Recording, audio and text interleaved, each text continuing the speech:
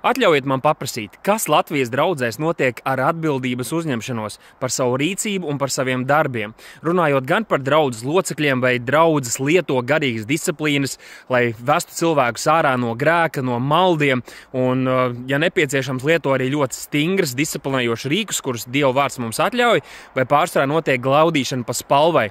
Tāpat arī jautājums, kas notiek ar mācītājiem, ar līderiem Latvijā, jo pavisam nesen es runāju ar kādu jaunu puisi, kurš uzauga ģimenē, kurā gan tēvs, gan māte it kā tagad kalpo vēl aizvien kā mācītāji. Un viņš man pateica šokējošu lietu, ka nereizi, un varbūt ka viņš arī mazliet kļūdās, bet ka nereizi viņa dzīvē nebija tāds mirklis, kad mamma vai tētis būtu teikuši, mēs kļūdījāmies, lai gan viņi bija ļoti stingri. Un tam ir sava vieta, bet nereiz viņa nepateica, mēs kļūdījāmies, piedod mums. Un tas bija šokējoši kaut ko tādu dzirdēt. Jūs zinat, ka arī Latvijā draudzēs ir, piemēram, Covid laikā mācītāji, kuri ieguva ļoti lielu popularitāti un auditoriju, jo ļoti kontroversiāli dalījās ar šīm sazvērestības teorijām. Kādi pat teica, ka Covid šī te vakcīna ir zvēra zīme. Un jautājums ir, vai kāds tagad ir uzņēmies atbildību par to, vai kāds ir nožēlojis publiski un tagad apsolies, ka turēs savu muti, runās par lietām, par kurām neko nesaprot, vai visi vienkārši ignorē, ka tas notika un turpina klausīties viņos.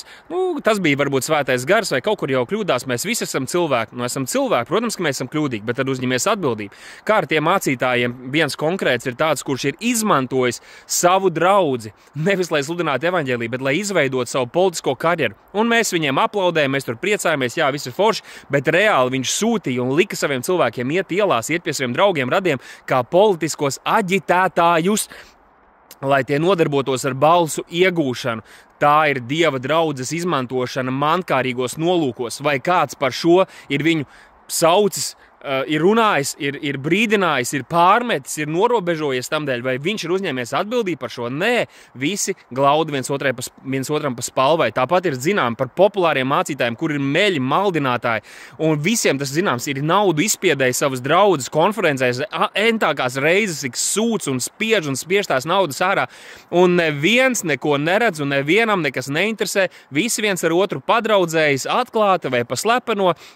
Vai labāk neaiztiks to, jo kas būs, ja mums pieķersies. Bet tieši tāpēc viens no aicinājumiem bīskapiem ir dzīvot nepeļamu dzīvi, tā lai tad, kad kāds gribētu mūs apsūdzēt, lai viņiem nebūtu kur piesieties. Jo cik es saprotu, es dzīvoju pēc Dieva vārda, un ja gadījumā es kaut kur novirzos, tad uzrādu to, es nožēlošu, atgriezīšos un centīšos dzīvot cik vien labi un pareizi, kā es to spēju.